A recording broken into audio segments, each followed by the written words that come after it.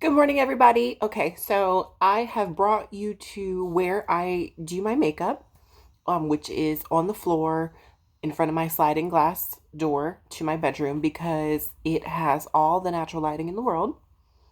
And I prefer to do my makeup in natural lighting because I know exactly what it's going to look like in natural lighting. When you do your makeup in synthetic lighting, it looks different whenever you do it in natural lighting. But anyway, we're going to get right into it because I'm already long winded and this process may take a little bit of time. So, today's topic is not makeup. You're welcome to just watch what I'm doing and then learn from there. And I may insert some things here and there about it. But for today, the actual main topic is dating. So, dating as a trans person or a cross dresser or, you know, a non binary. I can't identify as all of those, but at one point in time, I did consider identifying as one of those or all of those. And it's hard. Dating's hard, okay? Because obviously the standard of dating is boy meets girl, girl meets boy. They fall in love, get married, have kids. Well, guess what? Unfortunately, that is not included for us trans folks. There are some trans folk out there who have had kids, um, but for the most of us, that's not going to be an option, and that's not something that we are particularly exploring. So, I would say it's hard for a trans woman anyway.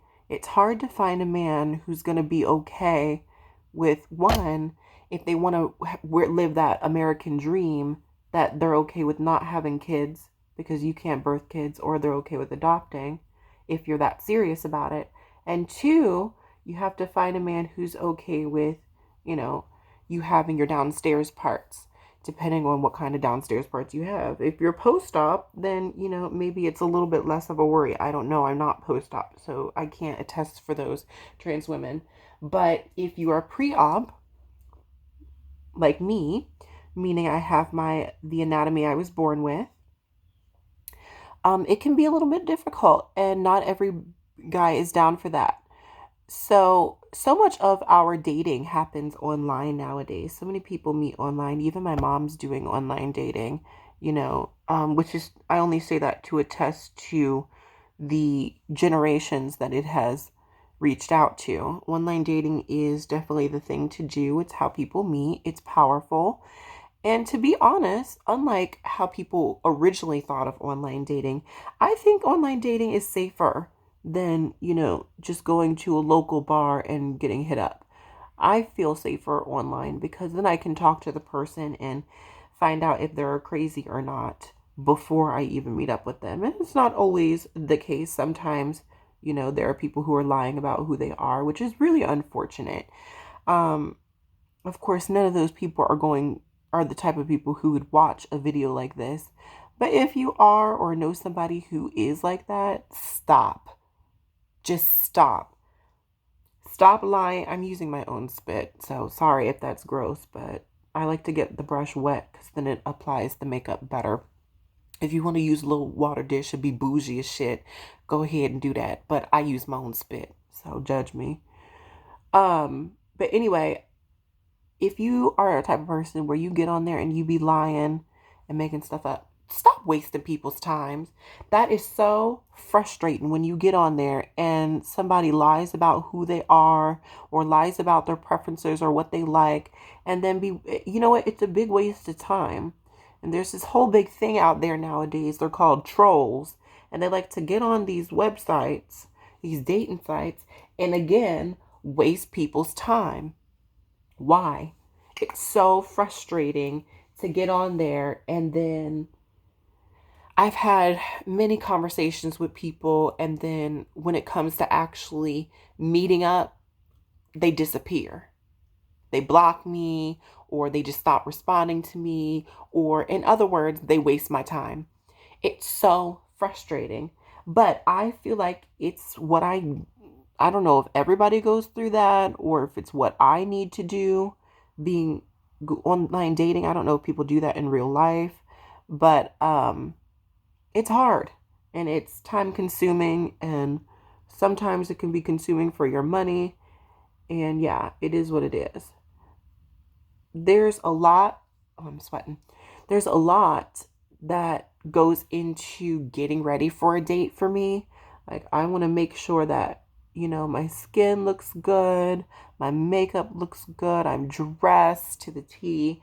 You know, I have to shave everything, everything, including, my fingers. Did you know that male fingers grow hair on them? Who knows that? But anyway, so I have to shave everything. And when I'm getting ready for a date, I try to make sure all of that is taken care of. So you know, partly it's for me because I just think no one likes a hairy woman. That's gross. And partly including me. And I don't want to be hairy. And I don't want to grow hair on my fingers. It's gross. But on the other part, it's also, I don't want to make the guy that I'm with feel uncomfortable because he's with a hairy woman, you know? So it's hard. I don't like, that's one of my biggest pet peeves is when I'm talking with somebody and we're planning on having a good time and then they cancel last minute because they get nervous. There's a lot of that, especially for the LGBT community, especially for my experience as being a trans woman. There's a lot of guys out there who aren't necessarily fully in touch with their sexuality, and they reach out to us trans women because, we have our downstairs part, but they feel less, what I call the gay guilt. If there's men out there who have these feelings, but they feel guilty about it because of the culture that we're in, the upbringing. Ain't that sad? And it tortures them. And then they end up reaching out to us trans folk who are in the middle of transitioning, and they want to get with us because we have, on the outside, we look, socially acceptable. But on the inside, when it comes to being in the sheets, they get what they want. Well, the thing that comes with those kinds of men is, like I said, the gay guilt. So they want to do it, and that's pretty much using us. You're not treating us like a person, you're treating us like a sex toy. You know, we have everything you need for sex, but you have no interest in the people underneath what all of that body is. And you're wasting our time, and it's frustrating, and I'm over it. To those men out there who celebrate and uplift trans women because they are women and they are who they are, more power to you. Own your sexuality, because there's so many people that go after those men. They go after them because they're like, oh, you gay, you gay. Just because he's with a woman who has a penis, don't make him gay. And that stems all the way back to the people who associate having a penis with being a man. Well, guess what? I hate to break it to you, whether you're trans or not, there are women out there who are born with penises, who are born women. That's not what we're talking about. We're talking about trans folk. So I was born male. I was born with a penis. And although I am living as a woman now, those are the downstairs parts I still have. Okay? Now try finding a man who's going to treat you like a woman, even though you have those downstairs parts. I don't have a problem with my downstairs parts. I never have. So I have no intention of trading it in for a different kind of downstairs parts, if you know what I mean. However, finding somebody who is willing to love you for who you are and not what's in, sorry, I'm coming out of the frame here. Finding somebody who's going to love you for who you are and not love you for what's in between your legs is very different. And it's frustrating whenever, you're making a connection with somebody and you're talking with somebody on one of these online dating gigs, and 5 minutes into the conversation, they're like, so what do you have in between your legs? Can you get to know me first? If that's so important to you, then I don't understand why you don't just go out there and buy toys with the human anatomy that you're looking for.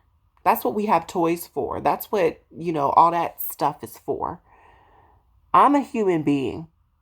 And it doesn't, quite frankly, it doesn't matter what I have between my legs because it's what's here that matters. It's what's in here that matters.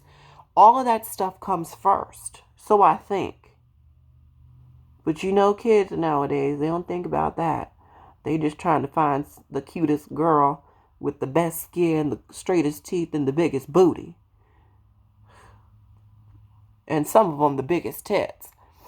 And that's another thing too. They're like, how big are your tits? What does it fucking matter? If you're looking for a girl with double D's, go find a girl with double D's. Pisses me off, man. Especially because it's a one-way street. I'm not like that when it comes to men. Yeah, I have my type.